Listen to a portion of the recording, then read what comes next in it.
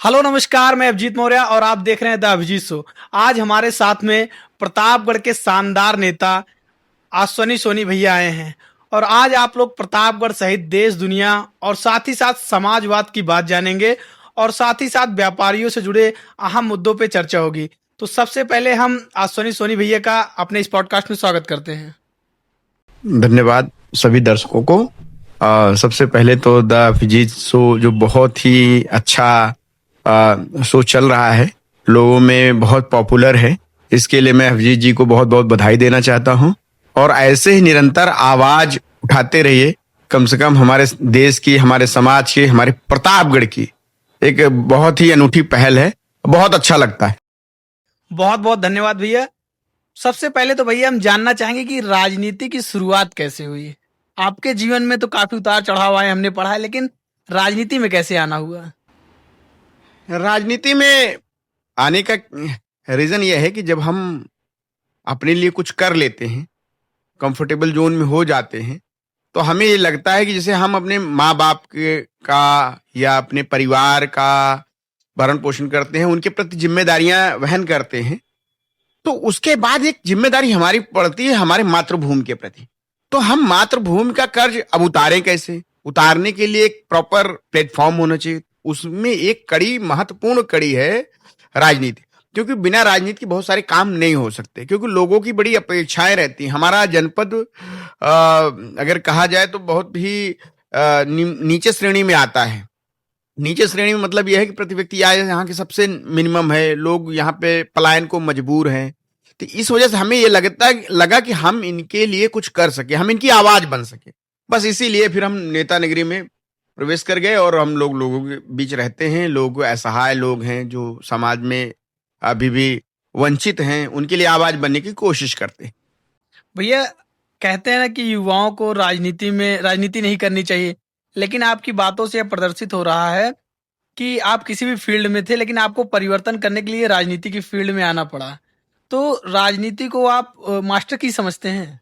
नहीं, मास्टर की नहीं समझते हैं, लेकिन एक बहुत बड़ा प्लेटफॉर्म है कि हर काम के लिए राजनीति की जरूरत पड़ती है। अन्यथा आप कुछ भी काम करेंगे तो अगर सपोज करिए आपको भंडारा भी लगाना है तो आपको परमिशन लेनी पड़ेगी, लेकिन आप राजनीतिक क्षेत्र में हैं तो आपको थोड़ी सी आसानी हो जाती है। किसी की सेवा करनी है, किसी की सड़क बनवाना है, के बारे में कम से कम आप बात रख सकते हैं, क्योंकि आपके पास आप ऐसे जाएंगे, चिट्ठी लिखेंगे, आपको कोई सीरियस नहीं लेगा। लेकिन आप किसी पार्टी के बड़े पदाधिकारी हैं या कार्यकर्ता हैं तो आपको वो बहुत हल्के में नहीं ले सकता है। हाँ, करे ना करे वो अलग बात है, लेकिन आपने अपनी बात को प्रबलता से रखा। मतलब आपके कहने का मतलब कि राजनीति में आने के बाद एक भार आ जाता है कि अधिकारी हो, प्रशासन क्षेत्र के लोग सुनते हैं। हाँ, बिल्कुल सुनते हैं। मैं बहुत अब जहां नहीं सुनना है वो अलग बात है कि हम प्रतिपक्ष में हैं, लेकिन यह है कि जहां हो जाता है, मैं बड़े भरोसे से कहता हूँ कि प्रशासन हम लोग की मदद बहुत अच्छे से करता है। जब करने पे आ जाता है तो करता बहुत अच्छे से, क्योंकि और किसी करे ना करे, हम लोग का चाहे अब कहिए कि हम लोग बातचीत से या हम उनको अपने आचरण व्यवहार से उसमें प्रभावित कर लेते हैं, लेकिन काम हमारा बहुत अच्छे से करते हैं, क्योंकि हम गरीबों को काम लेके गए, हमने उनसे रिक्वेस्ट की, तो अगर करने लायक होता है तो बहुत मोहब्बत से करते हैं। लोग बड़े हैरान रहते हैं कि भैया हम तो ना करा पाए। तो हमने कहा यार तुम्हारे सामने ही हुआ, और क्या हम कोई पीछे की बात नहीं है।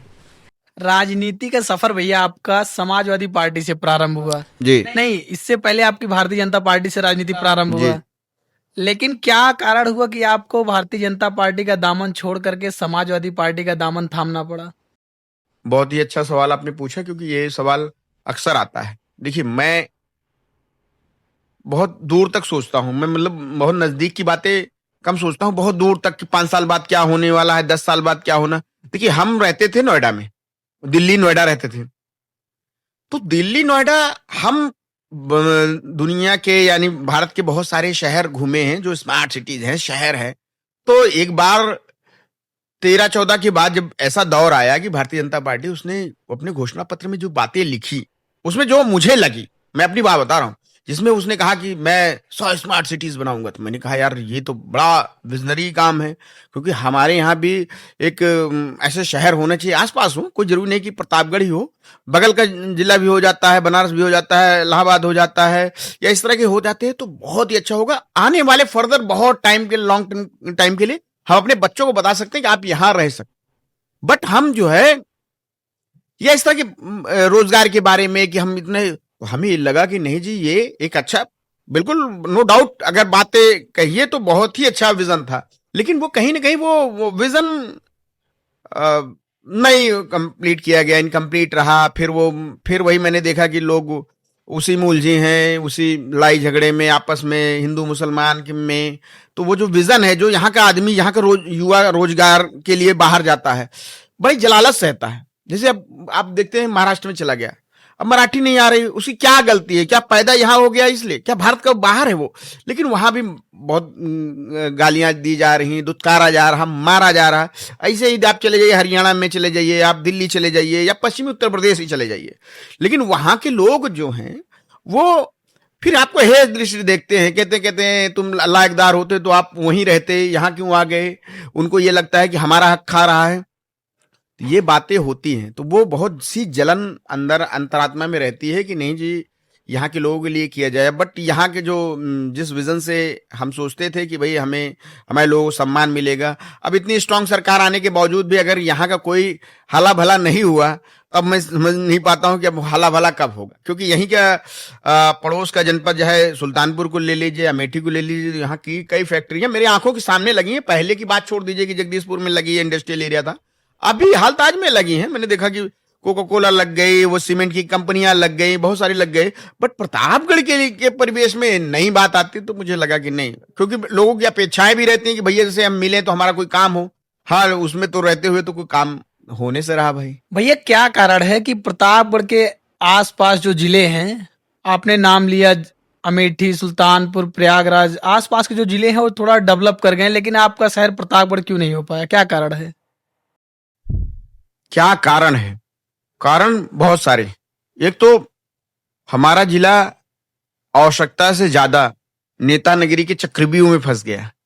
ठीक है, जो यूथ के ऊपर बहुत बड़ी जिम्मेदारी है देश को आगे ले जाने के लिए, जनपद को आगे ले जाने, वो खराब हो रहा है अनावश्यक की राजनीति में। उसमें लोग झगड़ा भी कर ले रहे हैं, लड़ाई भी कर रहे हैं, लेकिन बस वो कंप्लीट नहीं हो पा रहा। और जो राजनेता भी हैं वो इंटरेस्ट नहीं दिखाते यहाँ के डेवलपमेंट के बारे में। डेवलपमेंट के बारे में कहा जाए यूं तो लोग नहीं चाहते हैं। लोग ये चाहते हैं, मैंने बताया, मेरे सामने की बात है।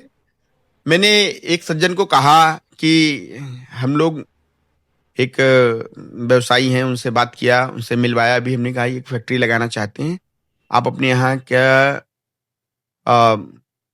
रोजगार के लिए इनको कुछ नहीं मत कराइएगा। एक तो लैंड पोजीशन में मदद कर दीजिएगा, मदद ये कर दीजिएगा कि वो जो मार्केट प्राइस होगा वो दे देंगे, और दूसरा बिजली वगैरह के और लॉ एंड ऑर्डर की सुविधा मिल जाए। लेकिन उनका एक जवाब था कि यहाँ के लोग रोजगार पा जाएंगे तो हमारे पीछे कौन चलेगा। तो आप समझ सकते हैं कि भावनाएं यहाँ तक आहत हैं। ये कारण है कि यहाँ का भला नहीं हो रहा है, क्योंकि वो चाहते हैं कि ये छूटे ना, ये हमारे पीछे जब तक अनपढ़ रहेंगे, पीछे पीछे टहलेंगे, तब तक जो है उनकी राजनीति चलती रहेगी और लोग जो है फिर बेकारी के कगार। अभी सर आपने कहा कि प्रतापगढ़ जो है कई सारे नेता रहते हैं, और यहाँ से तो इसी सरकार में नहीं है, बाकी हर सरकार में कैबिनेट मंत्री भी रहते हैं 2-3, लेकिन फिर भी विकास नहीं हो पा रहा है। आप खुल के बोलिए थोड़ा। विकास मैंने बताया ना कि लोग अपना हित सोच रहे हैं। कि लोग देखिए, लोग, जनता जब तक समझदार नहीं रहेगी तब तक उनके पीछे इशारों पे घूमेगी। तो वो उनको ना ज्यादा समझदार बनने दे रहे हैं, ना उनको काम धंधे की लाइन दे पा रहे हैं, ना तो ऐसा एटमॉस्फेयर दे पा रहे हैं कि वो डेवलप कर पाए, और डेवलप नहीं कर पा रहे हैं। इसीलिए ये बेवकूफ बने हुए हैं और फिर अपने को कहीं डेवलप नहीं कर पा रहे हैं। इस जिले में डेवलप कैसे होगा? डेवलप देखिए, डेवलप आगे का क्या सोचा जाए? देखिए, सोचा क्या जाए, जैसे अब ये जिला है, जिले का हेडक्वार्टर है प्रतापगढ़, लेकिन प्रतापगढ़ में आप सोचिए सीवर लाइन नहीं, एक शुद्ध पेयजल की व्यवस्था नहीं है। पेयजल, यहाँ का पानी खारा है। इसकी इसकी गूंज लोकसभा तक में गई, बट क्या हुआ? कुछ नहीं हुआ। अब पूरा जनपद आधी बीमारियां सिर्फ इस पेयजल से है। अब पेयजल की जो जल की निकासी है, दो प्रॉब्लम सबसे बड़ा है जो शहर को थोड़ा सा, अरे स्मार्ट सिटी नहीं तो कम से कम कुछ लायकदार सिटी तो होनी चाहिए। सर, इसके पीछे पेयजल की जो समस्या है, ये समस्या दूर कैसे होगी? देखिए, आपने बहुत बड़ा सवाल पूछा। सवाल खड़ा करना ही जरूरी नहीं है, उस पर सोल्यूशन भी। मैंने एक बार, जिले के मुखिया थे तो मैं उनके साथ बैठा हुआ था एक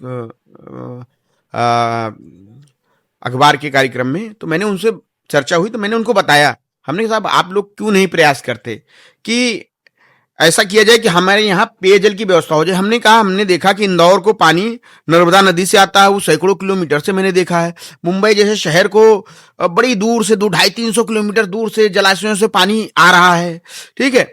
और हमने कहा दिल्ली जैसा शहर, नोएडा जैसा शहर, वो हरिद्वार से पानी आता है और पाइपलाइन के थ्रू, नहरों के थ्रू पानी आता है। तो हमने कहा यहाँ क्यों नहीं हो सकता, कहीं नहीं, यहाँ कैसे आएगा? हमने कहा बिल्कुल सही आपने कहा। हमने कहा वर्ष भर बहने वाली नदियां गंगा हैं आपके पास, आपके जनपद से गुजरती हैं। आप वहां से पानी जब हम नहरों के थ्रू जा सकता है तो नहरों से ही टाई अप करके हम अपने जिले के जनपद के हेडक्वार्टर तक पानी लाएं, वहां से पाइपलाइन से हम फिल्टर करके दें। और एक बात आप हो सकता है कि आप गंगा नदी पर बहुत सारा बोझ है, क्योंकि उस पर बहुत बड़े बड़े शहर, कानपुर जैसे बड़े शहर बसे हुए हैं, जीवनदायिनी कही जाती है, नो डाउट। तो हमने कहा एक काम और भी हो सकता है, उसका अल्टरनेट है। हमने कहा गोमती चलो दूषित है, सही नदी दूषित मैं मान लेता हूं, लेकिन एक नदी और है जो हमारे इर्द गिर्द बहुत अच्छी बहती है, जिस पर कोई तटबंध नहीं है और वो उस पर कोई बड़ा शहर भी नहीं है, जिसमें हमने कहा उसका नाम है सरयू, जो कि अयोध्या से होकर निकलती है। उस पर आप तटबंध बना के वहां से पाइपलाइन द्वारा वहां से पड़ने वाले हर शहर को, हर टाउन एरिया को दो, वहां से बिल कलेक्ट करो। मैं कब कह रहा हूं कि हम उनको पानी फ्री में दे दो, आप वहां से ले आइए, यहां ट्रीटमेंट लगाइए, प्लांट लगाइए, वो अपना पानी लेंगे। जैसे बिल दिया जाता है, जैसे दिल्ली पानी लेता है दिल्ली जल बोर्ड, तो निश्चित बात है वो जल बोर्ड को, जहां से नहर विभाग को उतने की पेमेंट करता है, उस तरह से हम पेमेंट करें। तो हमने कहा इस तरह से वो हम इसकी समस्या को दूर कर सकते हैं। और एक नहीं, इसके ऊपर जितने भी शहर आस पार पड़ते हैं सबको ही सप्लाई दिया जा सकता है, क्योंकि यहाँ का ग्राउंड लेवल तो ठीक नहीं, और ग्राउंड लेवल लगातार नीचे चला जा रहा है, यहां से पानी खींचना भी उचित नहीं है। सर, आपने कहा कि काफी चीजें आपने बताया कि किस तरह से इस चीज का निवारण हो सकता है, लेकिन मैं फिर से आपकी ही बात को कोट करना चाहूंगा। आपने कहा कि कोई भी काम होता है, हम लोग पॉलिटिक्स में क्यों आते हैं? क्योंकि हम लोग जानते हैं कि सत्ता परिवर्तन या यहीं से हम जो है विकास कर सकते हैं। रोड, नाली, खड़िंजा और हाईवे, सारी चीजें हम लोग पॉलिटिक्स में आके बना सकते हैं। तो क्या अपने शहर में राजनेता जो हैं, नगर पालिका अध्यक्ष जो हैं, या जो भी रहे हैं, क्या उनसे आपने ये बातें कही है कभी? भाई इतने लंबे समय से नगर पालिका पे काबिज हैं, क्या क्या क्या किया है? अभी भी थोड़ा सा अगर बारिश हो जाए, अभी अभी हालताज में जब बारिश हुई, पूरा शहर तैरता नजर आता है। तो मैंने बताया कि नहीं, सीवर लाइन की व्यवस्था नहीं। इतना बड़ा शहर जिसका वोटर 1,13,000 कुछ है, 2 लाख के करीब आबादी है इस शहर की, बट सीवर लाइन नहीं है। बड़ी मजे की बात है कि सीवर लाइन नहीं। तो भैया ये तो निरंकुशता है। चाहे जितना टैक्स कलेक्शन में कोई कमी नहीं है, जैसा सब और अन्य शहरों को टैक्स जाता है वैसे यहाँ का सीवर का पानी का टैक्स जाता है। तो सीवर पानी है कहां? टैक्स से टैक्स जमा होता है, और टैक्स जो नहीं जमा करता वो लिखा रहता है, किसी दिन आता है तो नोटिस आ जाती है बड़ी सी कि भैया इतना पैसा हो गया आपका। लेकिन वो पूछे कि जो पानी पीने का पानी आता है, आप देखिएंगे निहायत गंदा, निहायत ही खराब क्वालिटी है। बाकी तो खारा तो भगवान बचाए, उससे ज्यादा तो खारा हो ही नहीं सकता जितना खारा है, समंदर के जैसे खारा पानी है। सर, समाजवादी पार्टी के वर्तमान समय में आप नेता हैं प्रतापगढ़ में, और प्रतापगढ़ में बहुत एक्टिव भी रहते हैं आप।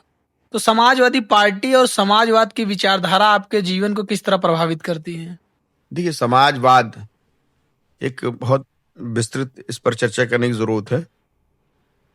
समाजवाद वो है कि जिसमें बोलने का अधिकार, जैसे हम मान लो सपोज करिए हम पदाधिकारी हैं, अगर हम जाएं तो हम कोई गरीब आदमी हमारे पास आया तो हम उसकी बात जहां तक संभव हो पाए वहां तक अगर हम पहुंचा पाए उसकी बात को, उसकी आवाज बन पाए, तब तो हमारी नेतागिरी है। अन्यथा फिर नेतागिरी हमारे निहित स्वार्थों में कि हमने फोटो खिंचा ली किसी के साथ, सेल्फी ले ली धक्का मुक्की करके कि हमने तो फलाने से मिल लिया। अरे फलाने से हमने मिल लिया, फलाने से अगर काम पड़ जाए तो मिल के आप उनको बात आप उसकी रख सकते हैं, तब तो आपकी बात सही है। अन्यथा ये सब मिथ्या है, ये बरगलाने वाली बात है कि हम नेता हैं और नेता वेता कुछ नहीं है। जब आप अपनी बात, उनकी बात को, किसी गरीब आदमी की बात को उचित प्लेटफॉर्म पे जाके पहुंचा पाए, उसकी बात कह सकें, तब तो आपकी बात है। अन्यथा ये सब बेकार की बात है। सर, प्रतापगढ़ में राजा रजवाड़ों का गढ़ माना जाता है, लेकिन फिर भी आपने कहा कि शहर का विकास नहीं हो पाया। तो आप प्रतापगढ़ में बड़ा नेता किसको मानते हैं? आपको, आपकी नजर में प्रतापगढ़ सबसे बड़ा नेता कौन है? अब प्रतापगढ़ में बड़ा नेता की बात की जाए, अभी तो हमको कोई बड़ा नेता समझ में नहीं आता, इसलिए कि प्रतापगढ़ के लिए एक जैसे राजा दिनेश सिंह थे। देखिए पॉलिटिकल बात नहीं, जब राजा दिनेश सिंह थे तो उन्होंने फैक्ट्रियां लगवाई, एटीएल लगवाया, ठीक है, उसमें उनकी बातों में कुछ दम था। बाकी अब कोई भी सांसद हो जाए, विधायक हो जाए, कुछ भी हो जाए, बट वो अपनी कुर्सी को ही सेफ रख लेना चाहते हैं कि ऐसा ना हो कि हम कोई बात लेके जाएं और वहां बात ना सुनी जाए, हम ही को कुछ कह सुन दें, इसलिए तो वो अपनी कुर्सी को ही बचाने में बिजी रहते हैं। अब लोग नेता वो बात नहीं ले आ पा रहे हैं कि जो पूरे प्रतापगढ़ को एक मार्गदर्शन दे सके कि नहीं जी हम ये करवा दें। और वो करवाने के लिए मैंने बताया कि सबसे बड़ा मुद्दा प्रतापगढ़ में बेरोजगारी का है। यहाँ का बेरोजगार बेचारा क्या करे क्या ना करे, भगवान बचावे। बाकी यहाँ की अब कहने को अगर देखे जाएंगे डायरेक्ट इनडायरेक्ट, यहाँ पे 4 सांसद है, लेकिन अभी देखेंगे तो रोजगार पे कितने लोग बोल पा रहे हैं? कोई नहीं बोलना चाहिए। वो जानते कि मधुमक्खी के छत्ते में हाथ कौन डाले, लेकिन डालना पड़ेगा भाई। ये यूथ है, इसको कितने दिन बरगलाओगे? ये बहुत, अगर बहुत सारे लोग हमसे सहमत होंगे असहमत होंगे। अभी देखा आपने नेपाल को, नेपाल में क्या हुआ? जो एक यूथ है जिसको रोजगार चाहिए, जो बातों को बर्दाश्त नहीं करेगा, वही पोजीशन प्रतापगढ़ की है कि यहाँ का यूथ है, वो बेचारा क्या करे? उसको गलत डगर में लोग लेके चले जाते हैं, बहका लेते हैं, फुसला लेते हैं। वो नहीं, उसको रोजगार चाहिए। सबसे बड़ा मुद्दा है रोजगार। समाजवादी पार्टी आएगी तो रोजगार मिलेगा? बिल्कुल, हम लोग तो भाई बिल्कुल, हमारा बहुत क्लियर कट, हमको कुछ चाहिए नहीं, हमको व्यक्तिगत कुछ नहीं चाहिए, बट ये हम ही चाहते हैं कि इसके लिए हो ठोस पहल हो। जैसे पहले सरकार आई थी, देखिए कांग्रेस सरकार आई, एक कार्यक्रम लाया था जिसको भाजपा वाले भी सराहे थे, सभी लोग सराहते। मनरेगा।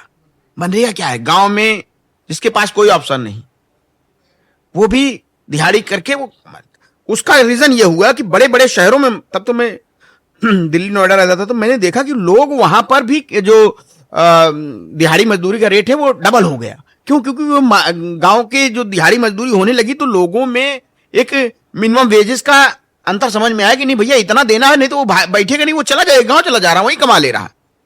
तो ये एक बहुत बड़ा उसका इफेक्ट पड़ा था। इस तरह की योजनाएं जरूरी हैं जो कि सामान्य लोग, गांव के लोग तक रोजगार, इस छोटी छोटी योजना के तहत ऐसा काम हो सकता है। कोई ऐसा वो नहीं। आप ही की पार्टी के सर प्रतापगढ़ के सांसद हैं एसपी सिंह पटेल जी, उनसे आप क्या उम्मीद रखते हैं? क्योंकि आप कह रहे हैं फैक्ट्रियां नहीं, तो अब आपकी पार्टी के सांसद भी बन गए हैं, तो जाहिर सी बात है। बिल्कुल आपकी बात सही है।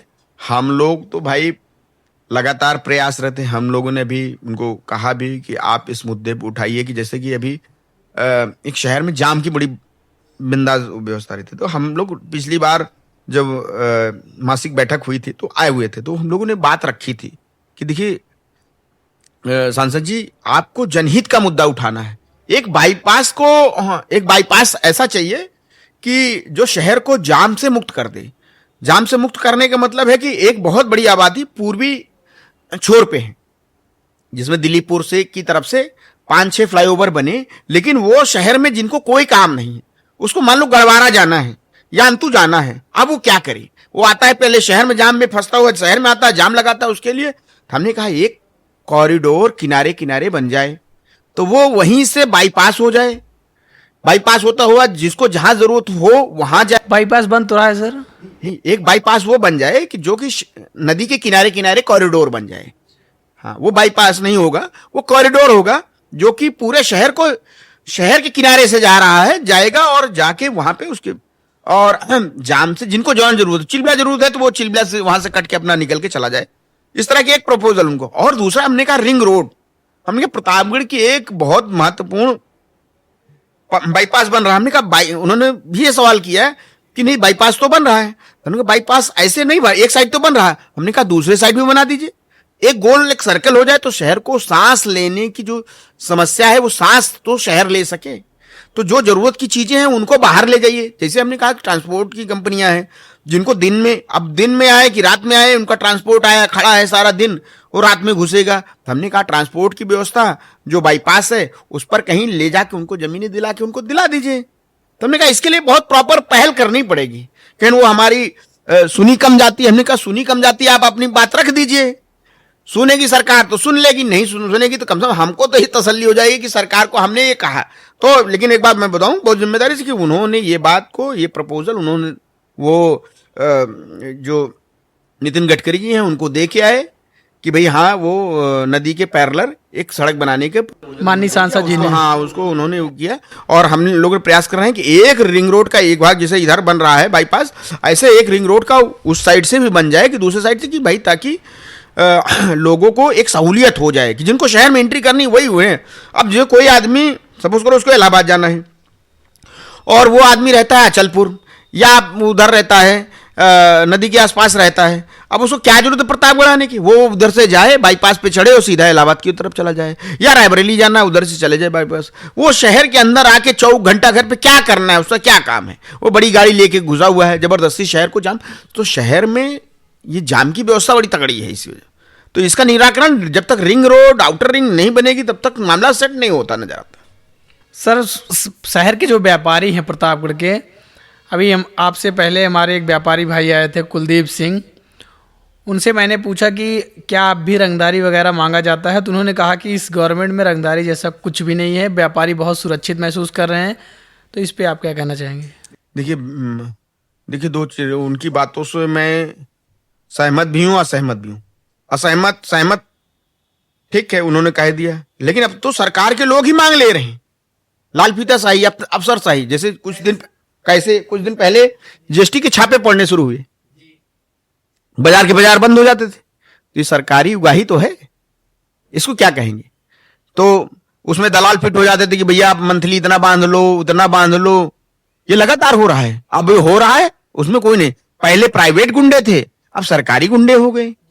हाँ जीएसटी के रूप में बराबर ले रहे हैं लोग, सुन ले रहे हैं कि भैया तुम्हारा, अब भाई आप सपोज करिए मान लो आपकी दुकान ये है, सामने जाना है, आपने क्या किया कि 2 बोरी गेहूं उधर लेके जाना, जैसे आप लेके निकले पता लगा वहीं खड़ा है, तुरंत चालान बना दिया। भैया इतने बिल भी नहीं बन पाया तब तक, इधर सवेरे दुकान भी नहीं खुल पाई है कि भैया अकाउंटेंट आए बिल बनाए। तो ये बड़ी समस्या हो। तो वो फिर या गोदाम है वहां पर, जब तक बिल बनेगा तब तक वो पता लगा 2 बोरी इस पल्ली से उस पल्ली करना है, यानी इस जेब से उठा के उस जेब में डालना है, उसके लिए भी लफड़ा है। तो इसीलिए वो बहुत ही परेशान करते हैं इसमें। और इसी के कारण है कि तमाम जगह जीएसटी के लोग जो है वो हफ्ता बांध लिए। आश्वनी सोनी चुनाव लड़ने के विचार में है? हाँ बिल्कुल। विधानसभा? हाँ विधानसभा। काफी बड़ी बात आप कह रहे हैं। हाँ बिल्कुल बिल्कुल कह रहे हैं, खुलेआम ये बात। अगर आप विधानसभा का चुनाव लड़ेंगे तो जनता से क्या मुद्दे पे बात करेंगे? क्या लगता है कि क्या बदलाव होना चाहिए प्रतापगढ़ में? प्रतापगढ़ को सबसे पहले रिंग रोड,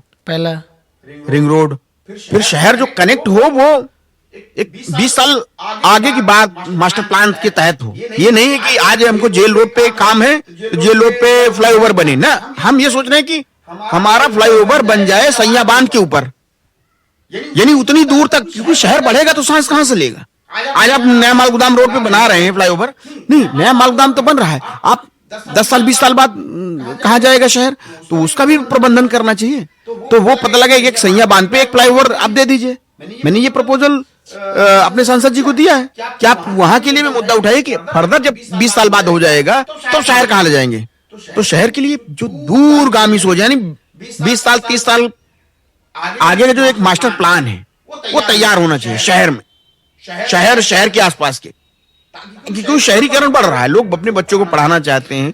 तो सर टिकट के लिए राष्ट्रीय अध्यक्ष बात चल रही है? हाँ, बातचीत चल रही है, उसमें कोई दो राय नहीं है। तो चुनाव लड़ने का विचार कर लिया आपने? हाँ, बिल्कुल विचार है। सदर से? हाँ, सदर से। अच्छा, तो माननीय राष्ट्रीय अध्यक्ष जी का आपको नेचर कैसे लगता है? क्योंकि कई सारे नेता हैं, लेकिन बताते हैं कि समाजवादी पार्टी के जो राष्ट्रीय अध्यक्ष हैं अखिलेश यादव जी काफ़ी संघर्षशील हैं और युवाओं के लिए हमेशा तत्पर रहते हैं। देखिए, मैं आपको अपना अनुभव बताऊं। देखिए, बहुत ही सुलझे हुए नेता हैं। एक बात बताएं, बहुत सारे नेताओं से हम मिले हैं, उन नेताओं की तरह नहीं। आप अपनी बात अगर रखे जाएंगे, कोई भी बात, नई पुरानी कोई भी बात लेके जाएंगे, बात को सुनेंगे जरूर भाई, इसको आप जान लीजिए। और जो आपका व्यू होगा वो भी सुनेंगे। ये नहीं कि आपकी समस्याएं सुनिए, आप अगर वो उनके पास टाइम रहा तो वो जैसा भी समय रहेगा वैसा आप बात करेंगे, आपकी बात को सुनेंगे। जब आदमी को सुन लेता है बात को ना, तो समझ में आता है कि नहीं जी, ये कितना बड़ा लीडर है जो आपकी बात को सुन रहा है और उस पर निराकरण करने का पूरा प्रयास करता है। मैं आपको एक छोटी सी घटना बताऊं। एक बार मैं उनसे मिलने गया, तो मैं बाहर था, तभी मुझे सूचना मिली कि एक बहुत बड़ा लूट सुल्तानपुर डिस्ट्रिक्ट में हो गया। दिन दहाड़े उसकी विजुअल वगैरह चल रहे थे और वो सुना। उसके बाद फिर हम लोग चले गए अंदर मिलने के लिए। हमारा नंबर आया तो वार्तालाप होती, तो हमने कहा मानी जी, हम आपसे बात करना चाहते हैं। तो बोले बोलो बोलो बोलो सोनी बोलो। तो मैंने उनको बताया, तो थोड़ी देर हमारी बात को पूरा उन्होंने सुना कि मैंने कहा कि भाई इतने इतने करोड़ की चोरी हो गई और दिन दहाड़े लूट लिए और असलहा दिखाते हुए लेके चले गए। और हमने कहा कि पार्टी मदद करे उसकी। उन्होंने कहा ठीक है, पूरी मदद होगी। और उसके अंदर हमें जो पार्टी कार्यालय के अंदर रहते हैं वो 1-1.5 घंटा हो गया।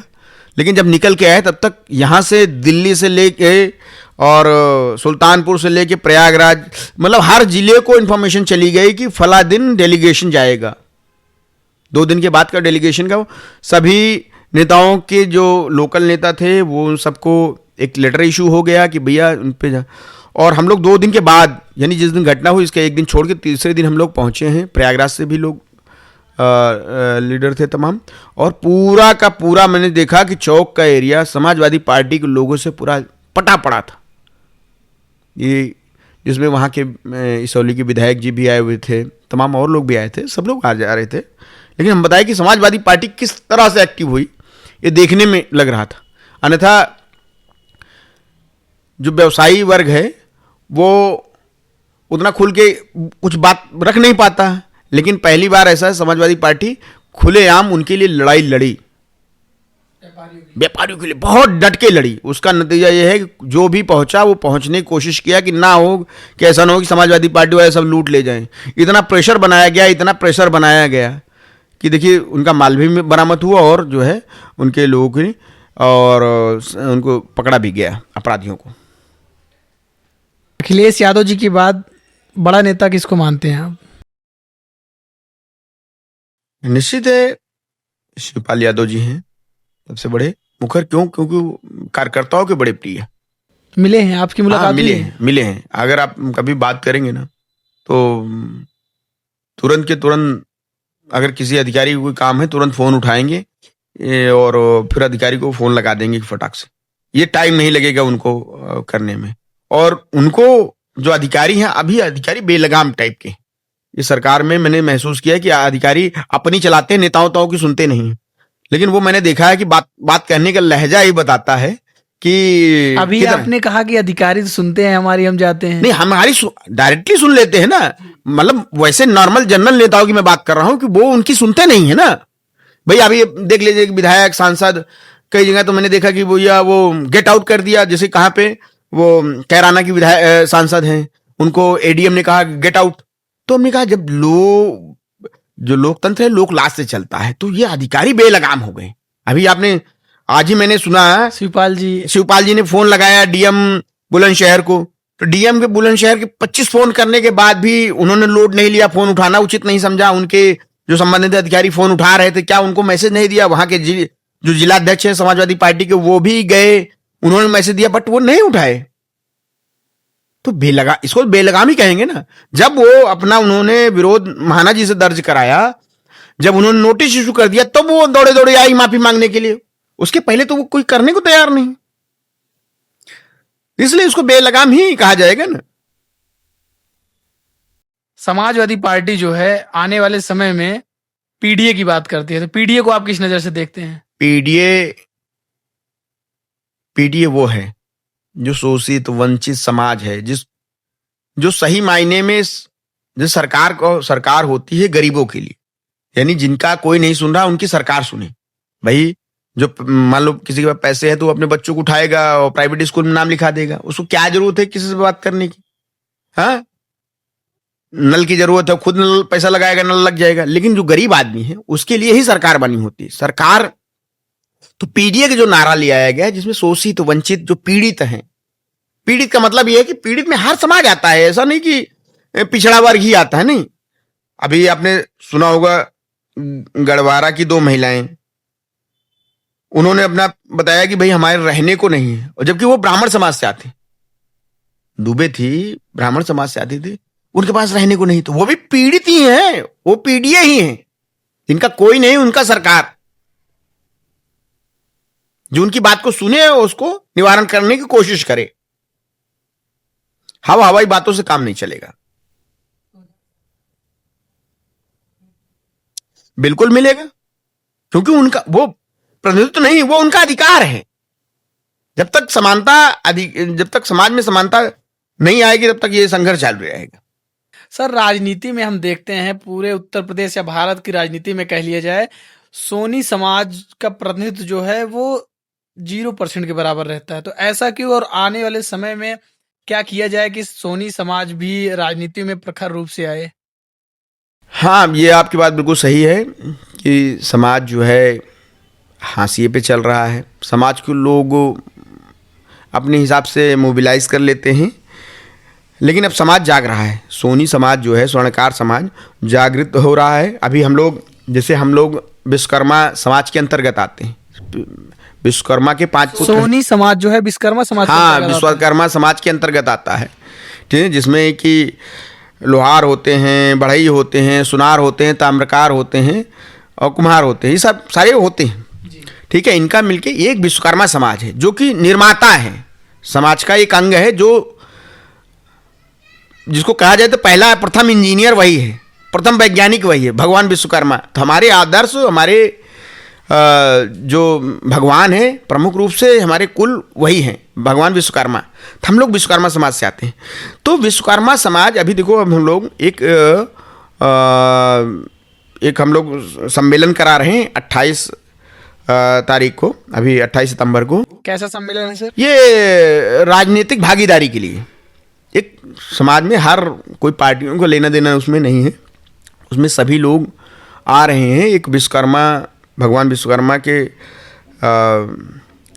जो समाज है उसके एक बैनर के नीचे सब लोग इकट्ठे हो रहे हैं और हम अपनी हिस्सेदारी की मांग कर रहे हैं कि भाई हमें हमारी हिस्सेदारी मिलनी चाहिए, क्योंकि हम ऐसे बिखरे रहेंगे तो हमें कोई भी सीरियस नहीं लेता है। जैसा आपने कहा कि शून्य इसीलिए है ना, क्योंकि हमें सीरियस नहीं लेता।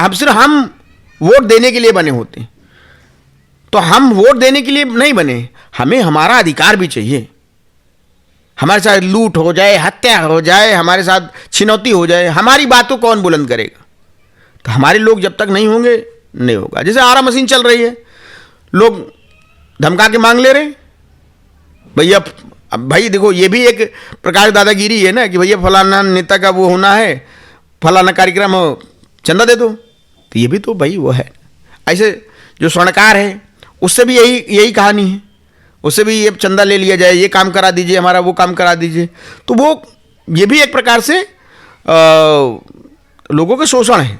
अब बदले में उनको क्या मिलता है? उनको कुछ नहीं मिलता। मान्य जी, आपका जो है रानीगंज के पूर्व विधायक धीरज ओझा जी के साथ काफी अच्छा संबंध था, तो संबंध में क्या हो गया कि संबंध नहीं, ये हमारे लोग का वो पर्सनल था, उसमें कोई वो नहीं है, सब सॉल्व हो गया, उसमें कोई वो नहीं है। सब ठीक है। हाँ, उसमें कोई नहीं।